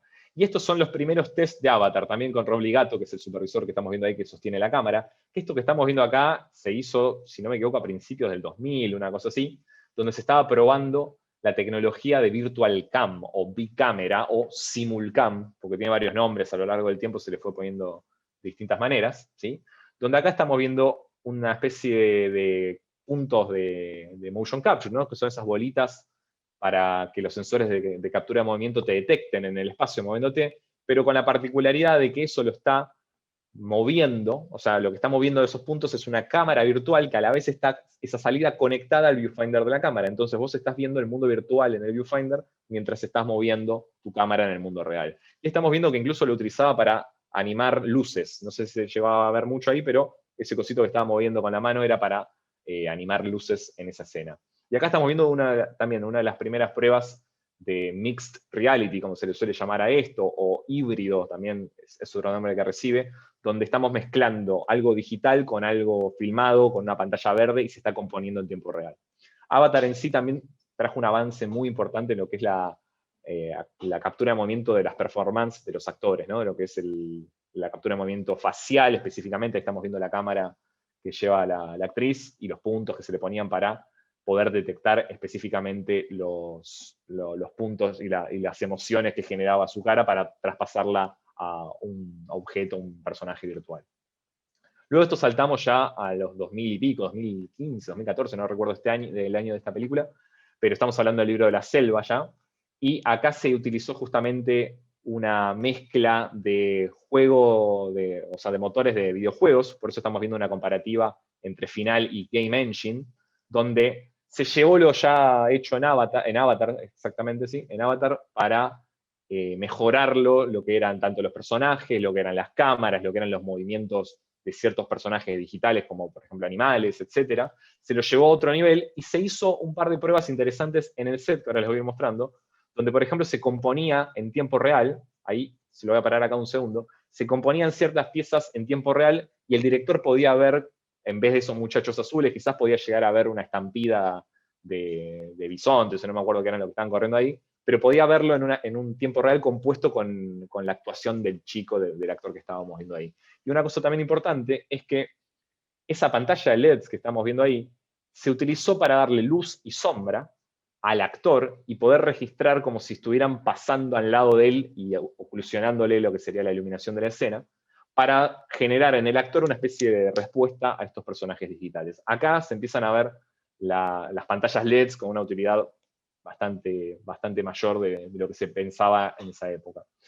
Después hay todo otro mundo paralelo, esto es algo que fue en paralelo a todo esto, ¿sí? O sea, acá ya estamos viendo un poco el resultado final, pero lo que es el mundo de la televisión y los eventos en vivo también agarró muchas de estas tecnologías, ¿sí? Muchas de estos avances de cámaras traqueadas, básicamente cámaras virtuales que responden a una cámara real, y estamos viendo cómo se utilizó para todo tipo de transmisión, ya sea de elecciones o de partidos, de recitales, ¿sí? O sea, se hace una especie de realidad aumentada sobre el mismísimo set del canal de televisión, e incluso pantallas interactivas, como estamos viendo ahí, para que nada, el espectador pueda ver una realidad aumentada de ese set o de ese escenario para complementar un poco más de información. Y lo interesante de esto es que obviamente tiene que estar perfectamente traqueado para que no resbalen las cosas, que no se note el truco, básicamente, ¿no? Y en los eventos en vivos también, en recitales, en estadios. Últimamente se estuvo utilizando también mucho Unreal con otras aplicaciones para realizar este tipo de videos donde de repente se inunda el set y cuestiones así climáticas suceden en el momento que están hablando del clima. Y también en esta época de COVID mucho de crowds y de llenado de público digital. Volviendo un poco a lo que es el cine, acá estamos viendo la realización o el making of de lo que es el Rey León, que les comentaba antes, que esto en sí ya se utilizaron cascos y controles. Sí. Disculpa, se te está escuchando un poquito raro el micrófono. Dale, paren que apago y vuelvo a prender el auricular. Aló, ahí se me escucha bien. Ahora sí. Buenísimo, gracias por avisarlo. Bien. Y acá estamos viendo entonces un poco del making of en sí del Rey León, para entender cómo también se introdujeron distintos tipos de herramientas y cosas de cámaras del mundo real para mover cámaras virtuales y dirigir toda la película, hacer un gigante previs o animatic de toda la película, para después renderearlo con mayor calidad en un motor tradicional tipo Maya, o tipo V-Ray o Maya o Renderman o lo que sea, en Maya, perdón, quise decir. Para poder obtener más calidad. Y esto que estamos viendo acá es probablemente el video que habrá traído a varios a esta charla, quizás, que es la prueba que hizo Epic el año pasado ya, o el otro, ya no recuerdo, creo que hace como un año y medio de esto, donde se está viendo justamente la tecnología de las pantallas, ¿sí? De los LEDs, para iluminar en tiempo real y con contenido que está variando también en tiempo real, al actor que está dentro de ellas. Obviamente se utilizan en el techo, detrás y en los costados para hacer una luz envolvente de los actores. Y si miramos a través de lo que ve la cámara, también se está haciendo una corrección de perspectiva o de paralaje, ¿sí? Para darnos esa sensación de que la cámara está generando profundidad en ese fondo. Y justamente se va adaptando al movimiento de cámara. También se utilizan ciertas herramientas para corregir de color justamente el entorno para que machee mejor con el piso real del set, y obviamente podemos obtener distintos tipos de luz, de escenarios, simplemente con un clic para pasar una cosa a otra. Para lograr todo esto fue muy importante el avance de las placas de video, como decía antes, y acá estamos viendo una prueba de RTX, de las placas de NVIDIA, justamente para ver si se podía hacer reflejos en tiempo real de una manera realista, ¿sí? Y estas son las primeras pruebas del Stagecraft de Industrial Light and Magic, que es donde se grabó The Mandalorian, que es un set enorme, como se estarán dando cuenta, todo lleno de pantallas, que reaccionan a un motor en tiempo real, que se puede ir acomodando o cambiando en sí el escenario, ya con un acabado fotorrealista, corriendo, como decía, todo en tiempo real, sin ningún tipo de delay, todo sincronizado. Detrás de esto hay obviamente una inversión millonaria, un montón de gente y técnicos trabajando, pero obviamente se obtienen unos resultados, como estamos viendo recién ahí, que son increíbles, ¿sí? El tema de los sets y todo eso se diseñan en software tradicionales, se llevan luego a Unreal normalmente, y en Unreal se terminan de ajustar los materiales, la iluminación, etc. Y a partir de ahí se generan este tipo de imágenes que son increíbles y que ya está convirtiéndose a poco en el nuevo estándar de realización de muchas producciones de efectos visuales, ¿sí? Acá estamos viendo incluso que desde la casa uno puede estar visualizando ese escenario con unas simples gafas. Y acá estamos viendo una cosa que es una especie de... Ay, perdón, fui para atrás. Ahí va. Estábamos viendo acá una especie de software que conecta distintos Unreals y podemos estar viendo en tiempo real como 3 personas están trabajando y afectando en la misma escena, ¿sí? Esto también va a ser un poco las herramientas colaborativas que nos permite la Virtual Production, va a hacer que cambie la manera de trabajar en equipos, literalmente. O sea, vamos a estar viendo al mismo tiempo en la misma escena lo que 3 artistas distintos en 3 lugares del mundo pueden estar haciendo. Y la democratización que se está dando justamente gracias a Unreal es que hoy en día con un iPad, con un celular, con una computadora, una notebook accesibles, se puede estar haciendo cosas impresionantes, e inclusive, como estamos viendo acá, permitir también una colaboración en lo que es captura de movimiento remota, algo que era impensable hace años, ¿sí? Que un actor pueda estar en un lugar del mundo, otro en otro, y que todo eso se esté componiendo en un tercer lugar, y toda esa información esté fluyendo por los distintos océanos del mundo y se esté componiendo casi sin delay, si obviamente algo de delay hay desde ya, pero casi sin delay se está pudiendo ya producir contenido de manera conjunta como nunca antes se podía. Se había podido. Bien, y aparte de estas herramientas colaborativas en sí, esto también se está adaptando a lo que son, ahí estamos viendo justamente cómo se va acomodando la cámara, pero se está utilizando también para lo que es teatro, para lo que son eventos, como decía antes, y con estas tecnologías como las que estamos viendo ahí, que traquean las cámaras del mundo real, se están empezando a generar estos grandes sets de pantallas, y se están utilizando prácticamente hoy en día en todas las producciones grandes que se están por estrenar en los próximos años, ya se están pensando de esta manera, ¿sí? O sea, ya bien sea con pantallas LEDs gigantes o con una pantalla verde y una composición en vivo o composición postproducida, como ahora vamos a ver en sí las distintas maneras de utilizar estas herramientas. Pero lo importante de todo esto es justamente cómo todo esto se está logrando y tener, como estamos viendo ahí, incluso los humanos, los metahumans, gracias a esta herramienta hermosa que se llama Unreal, que nos va a permitir utilizar de manera gratuita todos estos avances tecnológicos y estar intentando, por lo menos, trabajar a la par de todas estas bestias como Industrial Light and Magic o todos estos estudios que hacen las películas que nos encantan. Así que eso es un poco la evolución en sí de la Virtual Production. Bien. ¿En qué se diferencia este workflow nuevo? Bueno, vamos a analizar el workflow tradicional con el actual, ¿sí? El workflow predigital, como se le suele llamar, o el tradicional, el gran problema que tenía es que el foco de colaboración creativa era muy escaso el tiempo. Fíjense en esa imagen que realmente la toma de decisiones colaborativas se acortaba nomás a lo que era la etapa final de preproducción, la producción en sí, y apenas quizás podía llegar a entrar algo, quizás en algún momento a la postproducción, pero en sí, ya cuando se entra a la etapa de postproducción es el típico, lo arreglamos en postpro, ¿no? O sea, básicamente, ahí me estaban anotando algo por lo que estoy viendo, ahí ya lo deshabilité. Bien, a ver si, qué hermoso lo que me están dibujando, qué bello. Ah, bien. A ver, voy a descompartir y volver a compartir. Ahí va. Ahora sí. Qué divertido, ¿no? La gente que escribe. Bien. Y ahora, Sabía que iba a profe, sucederme. si compartís sin optimizar, si es solo plaquita, se va a ver mejor. Ahora sí. Ahí estamos mejor, Ahora ¿no? sí, se ve Bien, más nítido. gracias. Sí, sí. Gracias. Buenísimo. Bien, por suerte no dibujó nada obsceno, ¿no? En este caso. Bien, decía,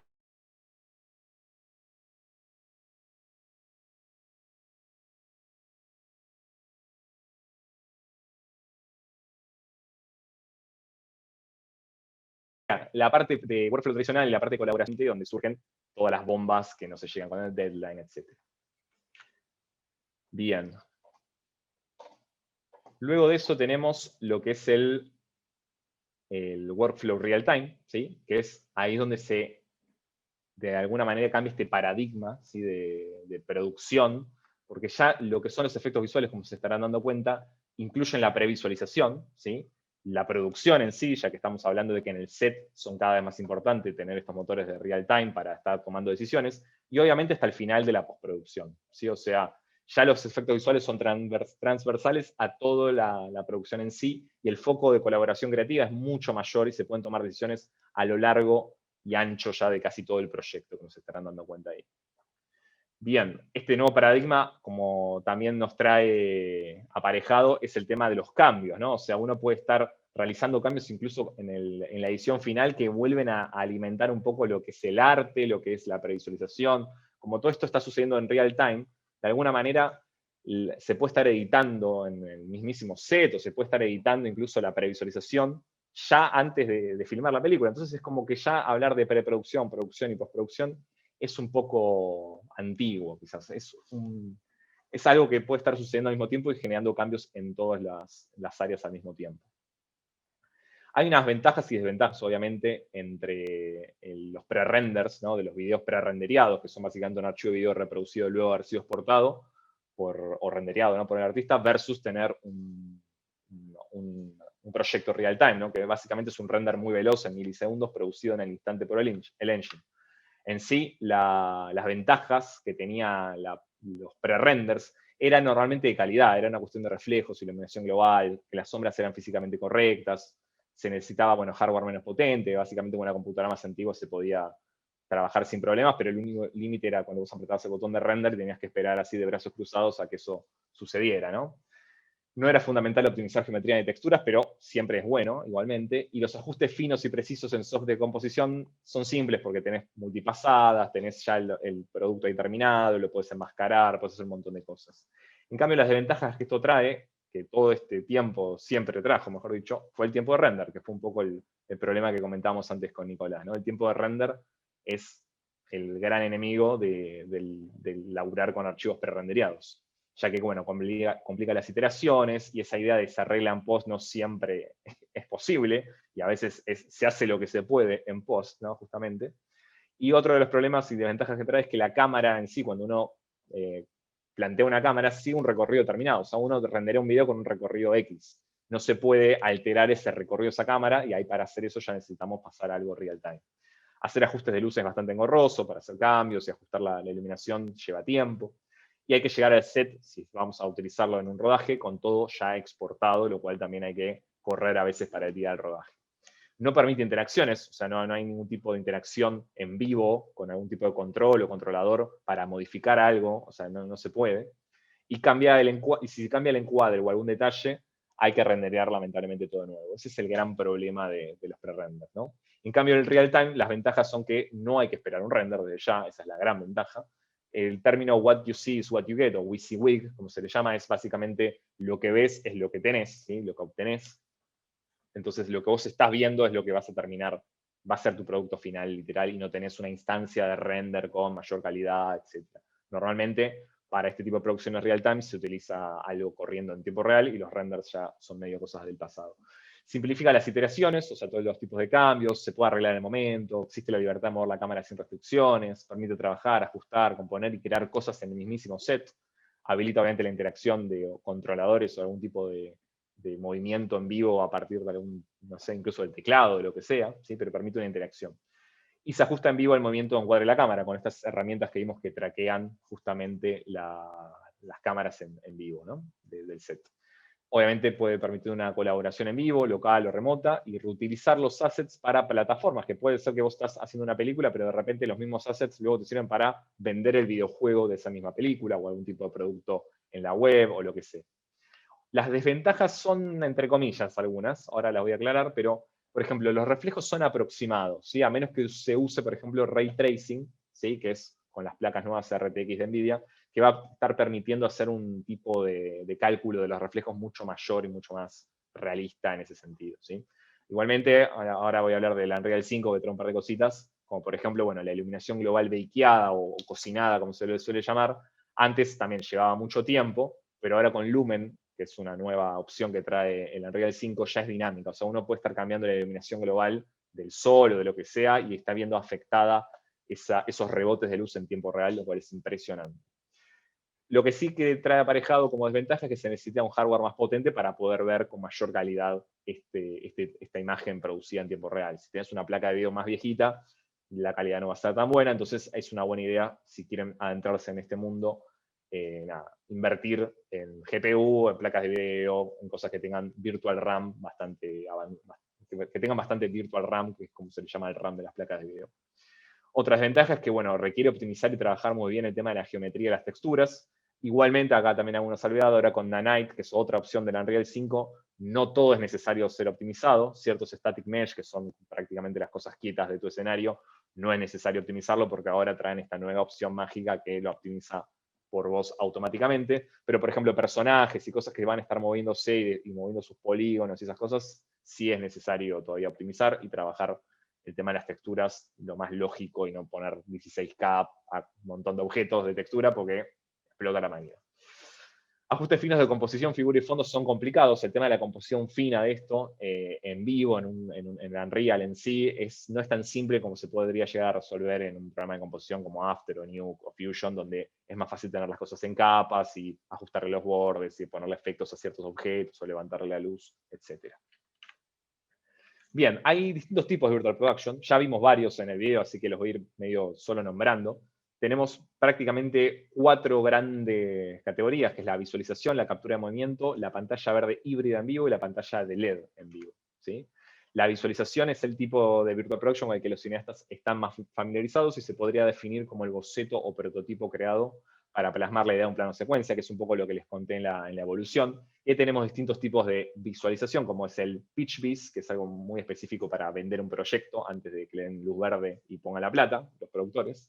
El previs, que es lo que les conté un poco la evolución recién. El virtual scouting, que es esto de estar recorriendo con unas gafas, como se hizo, por ejemplo, en el Rey León, estar recorriendo un lugar, una pradera toda 3D, para ver desde dónde se va a poner una cámara, ¿no? Eso se está utilizando cada vez más. El TechVis, como les mostré también con Matrix.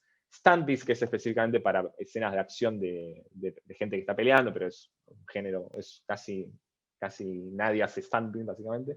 Y Postvis, que sí es muy utilizado, que es estar en el rodaje, de alguna manera, estar grabando algo, ¿sí? Y hacer una pequeña previsualización, una especie de composición medio básica de cómo queda ese material filmado cuando se le pica el croma y se le pone el fondo 3D también medio básico. Eso sería una especie de post-vis que se utiliza mucho para que los editores de las películas puedan editar la escena ya con los timings y la imagen más completa posible. El otro, bueno, estos son un poco los ejemplos que les estaba comentando recién. Acá tenemos el tech-vis, el stand-vis, el post-vis, etc. La otra gran categoría son todo lo que es captura de movimiento, que también se lo conoce como motion capture o mocap, ¿sí? Que es el proceso de grabar los movimientos de los actores o de ciertos objetos con el fin de usar esa información para luego animar modelos digitales. En sí, la captura facial, la captura corporal, los objetos y las cámaras y los props son las cosas que se suelen capturar con sensores para agarrar su movimiento y pasárselo a un objeto luego virtual, ¿sí? En este caso estamos viendo las camaritas para captura facial, los puntos, los famosos puntos, las bolitas que se le ponen para hacer la captura corporal, y lo que estábamos viendo antes de las cámaras virtuales, que se suelen poner también algún tipo de sensor a estos visores para tener un movimiento. También se puede hacer con props, o sea, con objetos en sí en el set. Y por último ya llegamos a lo que es las pantallas verdes híbridas en vivo y luego vienen las pantallas de LED, ¿no? Pero lo que es mixed reality de alguna manera es esto, ¿no? Como se mezcla lo digital y lo virtual. Es el uso de cámaras traqueadas en vivo en un set con actores reales y fondo croma para componer en tiempo real imágenes CG o 3D sobre ese fondo. Dependiendo si esa composición se graba o se transmite en vivo, tal cual o como se ve, o si son un previo que luego se va a postproducir para obtener una mejor imagen, se la puede diferenciar en dos subtipos. Si es real time es porque ya estás viendo prácticamente el producto terminado, y si es híbrida postproducida es porque va a tener algo medio en baja que para orientarte, como les contaba que era en la película de Libro de la Selva, ¿sí? y después va a ser postproducido con mejor calidad esa escena, ¿sí? Pero cuando ya tenés en real time compuesta la escena perfecta, se la suele llamar híbrida real time, así como la están viendo ahí a la izquierda. Y por último tenemos obviamente sí la pantalla LED en vivo. Es la utilización de cámaras traqueadas y fondos con pantallas LED en un set, ambas se sincronizan con un software que genera contenido de esas pantallas y va adaptando la perspectiva al movimiento de la cámara en tiempo real, como vimos en todos los ejemplos que vimos antes. Obviamente todo esto impacta de una manera, todo esto de la Virtual Production impacta y bastante en lo que es los distintos roles, las distintas jerarquías, en lo que es en sí el equipo de producción. La producción se ve afectada claramente porque ahora ya no es pre, pro y post, tiene que alterar los tiempos, tiene que hacer una preproducción mucho mayor para una película, para tener los tiempos correctos en el rodaje y no estar corriendo luego. Nada, obviamente la producción es una de las más afectadas porque le cambia un poco la lógica. La dirección también, ya que el director ahora va a estar pudiendo ver en un viewfinder, en una pantalla, cómo quedaría casi o 100% terminada la toma, compuesta, cosa que muchos directores de antaño no podían imaginarse, a veces no podían hacer ese nivel de abstracción de ver compuesto el fondo digital en una pantalla verde, y esto justamente ayuda mucho a este tipo de directores que no le gusta mucho la pantalla verde. Bueno, tienen ahora las pantallas de LED para verlo tal cual como sería, ¿no?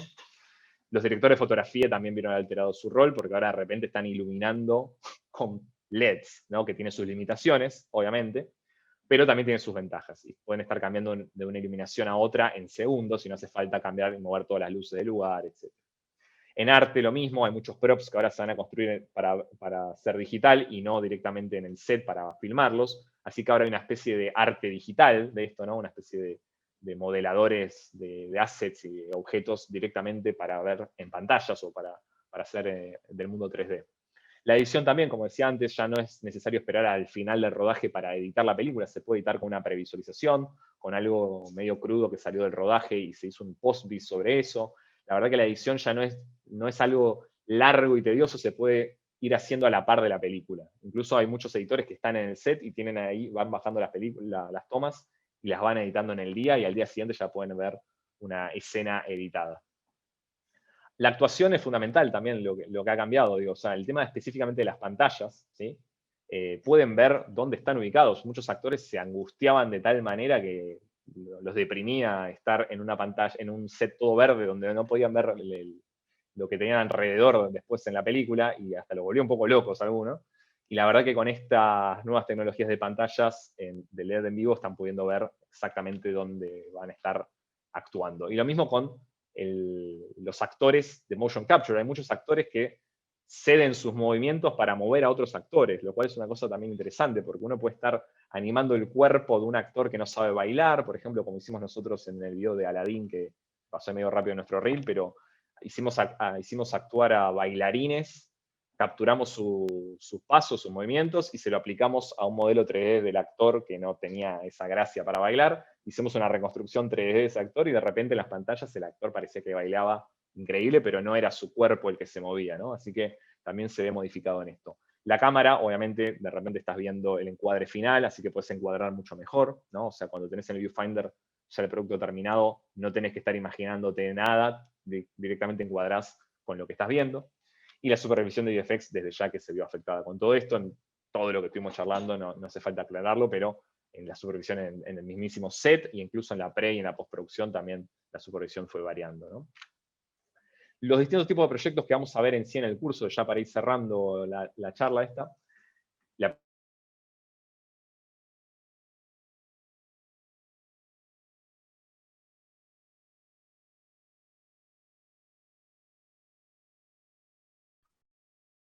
presentación, perdón, en sí vamos a estar filmada con actores en una pantalla verde, ¿sí?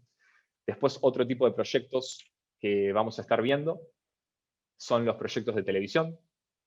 Básicamente en los proyectos de... Nacho, se te cortó al inicio, te quedaste ahí un poquito congelado, así que te están pidiendo en el chat si lo podés repetir. ¿Este de cine en particular? En realidad es de que comenzaste con lo que vamos a ver en el curso, así que...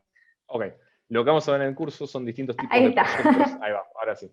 Distintos tipos de proyectos en base a 3 grandes áreas. La primera es cine, donde vamos a estar viendo proyectos onda live action, similar a lo que estamos viendo ahí, que es una pantalla verde con algún tipo de prop o algo real, y un actor que va a estar luego en un entorno virtual que va a ser previsualizado en el set mismo para ver cómo quedaría el producto terminado, ¿sí?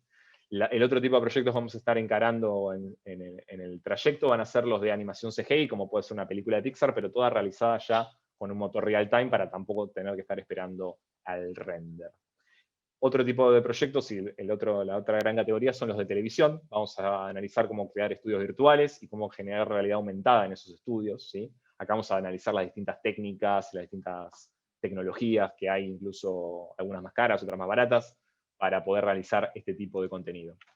Y por último, los eventos en vivo, que involucran ya desde teatro, recitales, mapping, instalaciones artísticas. Es la parte un poco más volada quizás de la clase en sí, donde acá cada uno va a poder crear algo un poco menos pensado para algo rígido y que puede estar más pensado por el lado artístico en sí y no tanto por el técnico. Pero esos son en sí los proyectos, y para finalizar el trayecto de Virtual Production en sí, vamos a ver, estos son un poco el programa que quería comentarles. Tenemos en la primera clase un poco la reseña histórica, un poco de lo que estuvimos charlando en esta misma clase, pero un poco más en detalle, no como esta hora y moneditas que llevamos charlando. Mucho más en detalle ciertos ejemplos, ciertos tipos de análisis de ciertos proyectos en sí. La segunda unidad en sí involucra ya utilizar el motor, ¿no? O sea, aprender a usar Unreal Engine para realizar todo esto que estamos charlando. Entonces vamos a hacer una especie de repaso de qué son los conceptos básicos de cualquier software 3D, porque algo que me importa aclarar quizás es que esto está pensado para que sea medio agnóstico en el sentido del software que quieran utilizar 3D, ¿sí? Ya sea Maya, 3D Max, Cinema, Blender, el que les guste. La idea del curso es que ustedes puedan utilizar la herramienta 3D que les guste para poder exportar las cosas a Unreal y ahí llevarlo en sí al motor y trabajar ahí. Así que se va a ver desde esa perspectiva. Obviamente se lo va a pensar como una herramienta de composición, se va a hablar de nomenclatura, estructura de proyectos, importación de los assets, los materiales, iluminación, layers. Vamos a hablar de ray tracing, si alguien tiene una placa de RTX, obviamente, y el tipo de post-processing que se le puede hacer para mejorar en sí la imagen. La tercera unidad ya va a estar más centrada en lo que es el movimiento, ¿sí? Poner una cámara, filmar, animar personajes, poner cosas en tiempo, ¿no? Como un timeline, que es el sequencer, distintos tipos de game modes para verlos en primera persona, en tercera persona, blueprints, vamos a hablar un poco en esta parte y después seguiremos hablando de los blueprints para empezar a entenderlos un poco, para el que nunca los abrió en su vida, para poder también generar herramientas a medida, que eso es una de las cosas más interesantes que quizás tienen los blueprints, ¿sí? Y después cómo exportar todo esto con el Movie Render Queue, con distintas pasadas o pases o AOVs, depende de cómo lo conozcan ustedes, para si quieren luego componerlo en un software como After Effects o Nuke o el que les guste. La unidad 4 en sí, vamos a hablar, y esto va a ser quizás de lo más divertido, de las distintas tecnologías de motion capture, los pros, los contras, todas las que existen en el mercado, las más baratas, las más caras, etc. Y vamos en particular a utilizar mucho lo que es el labeling y hacer cámaras virtuales con un iPhone, que ahora les voy a mostrar directamente, y el HTC, que es la herramienta número 1 para hacer cámaras virtuales de baja calidad, de alguna manera, ¿no? Obviamente hay un par de tecnologías muchísimo más caras. La HTC y el iPhone son de las más accesibles, ¿sí? También vamos a ver cómo hacer body tracking, o sea, traquear cuerpos con una Kinect y con webcam, ¿sí? Para el que no tengan nada más que una webcam, les voy a enseñar cómo poder llegar a hacer una especie de captura de movimiento del cuerpo bastante rústica, pero les puede llegar a servir para algunas cosas. Y face tracking vamos a ver específicamente con el iPhone, ahora les voy a mostrar más o menos cómo funciona. Por último, también Tape Recorder y Composure para saber cómo componer todo esto. La última unidad en sí es la de cómo hacer coincidir lo real con lo virtual, ¿sí? O sea, el sensor, el ángulo del lente, el ángulo de apertura, etc. Para que coincida la cámara virtual con la cámara del set real, ¿sí? Vamos a ver un poco de teoría para comprender las distintas señales de video y su compresión de señal, ¿no? Obviamente, HDMI, SDI, etc. Cables, conectores, capturados, acá es donde vamos a estar conectando muchas cosas en sí en el curso, va a estar divertido. Y hablamos de placas de video, hardware específicamente necesarios para poder hacer un evento en vivo. Latencia, Genlock, que van a ser como nuestros enemigos, específicamente la latencia con la que vamos a estar luchando todo el tiempo. Y los protocolos de entrada y salida, que son el SPOUT, el NDI, el OSC, el MX, etc. Vamos al final, en sí de la cursada, vamos a ver distintos medios de visualización, o sea, cómo se vería nuestro proyecto en monitores, en gafas de realidad virtual, en proyectores. Y al final vamos a ver cómo se puede conectar también a Unreal con distintos software, como por ejemplo el OBS o el VMix, que es el que vamos a estar usando en el estudio, en el set, que van a ser las clases prácticas, porque esto ahora lo voy a comentar, pero tiene 3 clases prácticas, ¿sí? Y esos otros software también para hacer vivos, vamos a ver si podemos llegar a mostrar también cómo se conecta Unreal en algunos de esos softwares. Por último, tenemos 3 clases intensivas, que son 3 prácticas en set. Una está orientada a VFX y animación, el otro a televisión y sets virtuales, y el otro al teatro, eventos en vivos e instalaciones artísticas. Son 3 sábados consecutivos, donde vamos a estar como 6 horas, una cosa así, no me acuerdo ahora exactamente, pero muchas horas seguidas probando y conectando cosas en un set que va a estar preparado para todo esto. Así que eso es un poco el curso en sí, el programa, la temática de todos los programas. Del programa, perdón, y acá les voy a dejar así como para despedirme, una especie para que lo vean fluido, voy a tener que optimizar, disculpen, ahí vuelvo a compartir, ahí va, ahí está optimizado, ok, bien, para que lo vean fluido. Esto es un poco lo que vamos a estar haciendo en sí, en esas prácticas en el set en vivo, esas intensivas. Así que vamos a estar pasando por lo que es televisión, vamos a estar pasando por cine, ahí estamos viendo cómo se conecta el HTC con el control arriba de las cámaras que están en el set. Y vamos a ver cómo justamente utilizar con VMix, cómo hacer una especie de falso vivo de todo eso, ¿no? Para distintos tipos de escenarios. No sé si alguien tiene alguna pregunta, algo en particular que quieran comentar. Mientras Mira, tanto, justo enlazando con lo último que contaste, Nacho, Byron pregunta si las clases prácticas para las personas que están fuera de Argentina, ¿hay alguna manera de recuperarlas, de hacerlas? Mira, es una buena pregunta. Normalmente, como es en un lugar físico, ¿sí? O sea, lo que está pensado es que esas clases se transmitan en vivo. Para la persona que no puede ir a ese lugar, ¿sí? Ya que esté en otro lugar del mundo, se transmita en vivo y lo pueda estar viendo como si estuviera ahí. Lo que se puede llegar a charlar, obviamente, con esa persona específica que no puede que no puede estar esos 3 días en el set, es si en algún momento viene a la Argentina y se está dando este curso, tranquilamente se puede sumar a esas clases en un futuro, en una segunda o tercera edición, ¿por qué no?, de este trayecto. Pero para las personas que no pueden estar en el set, va a haber una transmisión en vivo mostrando exactamente todo lo mismo que se está haciendo. Bien. ¿Mostrás tu videíto? Ya está el videíto, no tengo más para mostrar por aquí. No sé si hay alguna otra duda, alguna pregunta, si alguien quiere comentar algo, Nacho, Nico, Lu.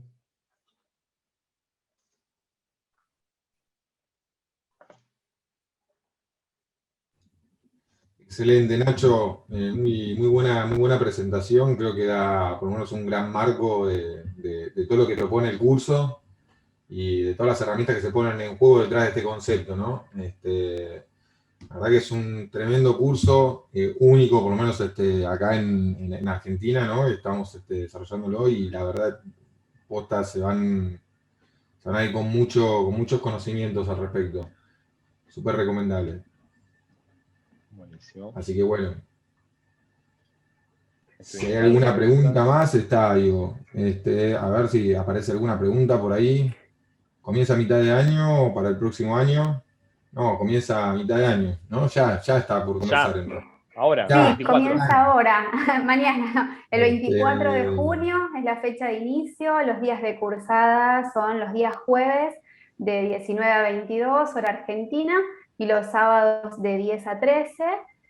Son 10 clases en esa dinámica y luego, como contó el profe, 3 sábados intensivos de 10 a 17, un poquito más de 6 horas, pero para que puedan cortar, comer, integrarse y seguir con las prácticas. Algo que me parece importante destacar entre lo mucho que contó Nacho, que también contó Nicolás, es que Image Campus es el primer centro autorizado de Unreal Engine de toda Latinoamérica, y para nosotros eso es la posibilidad, entre muchas cosas, la posibilidad de tener súper cercano y fresco todo lo que aparece como novedad desde Epic. Entonces eso es importante, me parece que le da también otro marco. Bueno, además de toda la información generosa que compartió Nacho.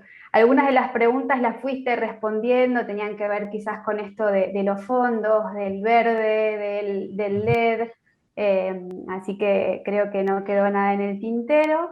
Sí me queda a mí, si ninguno de ustedes tres tiene nada más para comentar, cumplir con lo que les prometí al principio, que es contarles que Image Campus le otorga a todos los que estuvieron durante toda la jornada una bonificación del 10% en el valor total del trayecto, y justo en el chat mis compañeros bien sincronizados dejaron el link para poder hacer las inscripciones. Así que les decía también al comienzo, es el segundo de un ciclo de webinars. Siempre es importante estar conectados y atentos a nuestras redes sociales para que, bueno, todas las novedades que vayan apareciendo, incluso tercero y cuarto que ya se están organizando, estén ahí como atentos para inscribirse y para poder presenciarlos. Y por si alguno no lo pudo leer en el chat, estuvieron preguntando también si luego se comparte en el canal de YouTube, y así que sí, esa es la respuesta. Vamos a estar compartiendo el webinar y toda la información que sea necesaria para que lo vuelvan a ver. Creo que, como decía alguien también ahí, mucha información en poco tiempo, seguramente a todos les dio como ganitas de un poco más. Y me quedaron cosas por mostrar, ¿eh? Tengo un par de cosas acá, por ejemplo, Sí, mira. yo me quedé con ganas de ver ahí está. Acá tengo mi clon, no sé si se llega a ver ahí.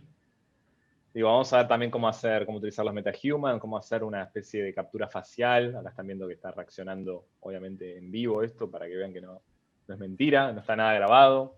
Digo, vamos a ver cómo... Increíble el pelo que te pusiste, Nacho. El pelo me fui generoso, ¿no? Ahí se mueve el pelo, tiene física. Sí, ¿no? ¿no? O sea... La recuperación capilar adentro de Virtual Production funciona muy bien. Es que es fundamental, si nos vamos a hacer virtuales, ¿por qué dejarnos los defectos? Exactamente. Así que sí, vamos a ver también cómo utilizar ciertos... En este caso, por ejemplo, estoy utilizando un teléfono delante mío que me está grabando y esto está moviendo el personaje, pero también vamos a estar viendo distintos tipos de cámaras, de cómo conectar cosas, ¿sí? O sea, va a estar bastante divertido en sí el curso. Yo acá atrás mío, de hecho, tengo un montón de cosas conectadas que ya por cuestión de tiempo me parece que las voy a dejar para el curso, pero va a ser muy divertido mostrar también, a ver si se llega a ver algo. Ahí estoy mostrando con... Déjeme ver un segundo si se llega a ver. A ver. Denme un segundito, ahí va. ¿Se llega a ver algo ahí? Algo vemos, a ver. Bueno, vemos un croma, sí. Básicamente vamos a estar... Ahí está, perdón. Vamos a estar... Uy, justo apreté el botón, me parece. Denme un segundo. Ah, qué tarado, pero justo minimicé la aplicación. Denme un segundito. Esto es en vivo, ¿no? Para que vean que puede fallar. Básicamente vamos a estar viendo cómo generar este tipo de cámaras, ¿sí? De cámaras virtuales. Fíjense que acá estamos con el controlador. Vamos a estar utilizando un croma, los HTC. Vamos a hacer varias cosas bastante piolas para visualizar acá lo que estaría sucediendo, ¿no? En esa cámara, en ese mundo. Y vamos a estar pudiendo componer en tiempo real varias cosillas. Así que, nada, les voy adelantando un poco también lo que va a ser en sí la técnica, ¿no? Porque hay mucho cableado, como están viendo acá, hay mucho cable, mucho sensor, toda esta parte, que es la parte como el detrás de escena, me gusta mostrarla porque hay que entender cómo conectar todos estos cables también para poder hacer el curso. Así que una de las ideas justamente es mostrar también toda esta parte técnica, no solamente quedarnos en lo bello que es Unreal para iluminar gratuitamente. Así que, nada, eso es un poco lo que les quería mostrar ahí de detrás de escena en sí de lo que va a tener también el curso. Obviamente, esto mismo después se va a aplicar a lo que es el set, que vamos a estar en el set ahí de Ignacio, casualmente también, que vamos a estar utilizando todas estas hermosas cámaras que nos presta gentilmente para hacer estos 3 proyectos de los que estábamos hablando antes. Así que eso es todo lo que quería mostrar por hoy. Bueno, las preguntas relacionadas al trayecto específicamente en nuestra página web van a poder sacarse la mayoría de las dudas, y si no, inscribiéndose para que nuestro equipo de asesores pueda acompañarlos en esas dudas, por ejemplo, de los requerimientos específicos de la máquina que necesitan para cursar, o bueno, esto que preguntaban antes sobre el set y demás. Así que nos encontraremos seguramente en el próximo. Nacho, imagino que tendrás seteado después cómo subirte a la moto que tenés en el fondo. Totalmente, sí. En algún momento lo vamos a poder ver. Que de hecho, no sé si les mostré, pero la moto se mueve. Esto es tiempo real, muchachos. Ahí me voy, miren. Ahí está. Me voy a subir a la moto acá. Muy linda la moto, ¿no? Esto es un lindo laburo también de Nicolás, que estuvo modelando este mundillo medio Tron. ¿Que lo hiciste en cuánto tiempo, Nico? ¿En 2 días? ¿Un día? ¿Cuánto te llevó? Estás muteado. Perdón, estaba muteado. Un día, sí, un día. O sea, en un día literalmente se hizo este escenario para una previlla hermosa que hicimos ahí en el set. Y nada, como se darán cuenta, con muy poco trabajo se obtienen cosas interesantes, así que nada, se los dejo ahí para que lo vean. Pero eso es un poco la idea del curso, va por ese lado, ¿no? Para tratar de en poco tiempo hacer algo bello y entender cómo funciona todo lo que está detrás. Así que vamos a tratar de que se pueda transmitir ese conocimiento adquirido a todos los alumnos. Bueno, muchas gracias a todos por participar. Me estoy olvidando de contarles a nuestros egresados, que vi a muchos en esta lista de participantes, que en el caso de ustedes tienen, como siempre, el 20% de bonificación en cualquier trayecto que decidan tomar en Image Campus. Así que les agradezco nuevamente, les agradecemos todos y esperamos verdaderamente que sigan atentos a todo lo que va apareciendo, que trae, ¿no? Todo me parece, este contagio de ganas de seguir aprendiendo, que es un poco la razón de ser de nuestra institución. Que tengan una linda jornada, que terminen muy bien y será hasta la próxima. Hasta luego. Hasta luego.